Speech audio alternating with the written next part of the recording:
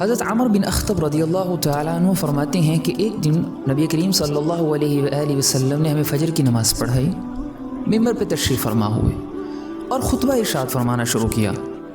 خطبہ کب تک ارشاد فرمایا؟ فجر کی نماز سے لے کے ظہر تک لگاتار خطبہ ارشاد فرمایا۔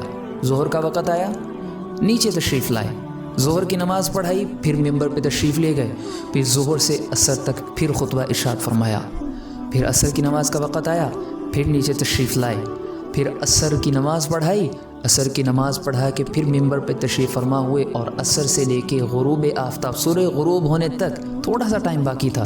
اللہ کے نبی نے ارشاد فرمایا، اور جو اس وقت سے لے کے قیامت تک واقعات ہونے تھے اللہ کے نبی نے ہمیں الف سے لے کے یا تک سارے کے سارے بتائے۔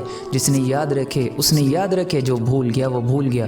یہ خطبہ اللہ کے نبی صلی اللہ علیہ وسلم کی زندگی کا سب سے لمبا خطبہ تھا۔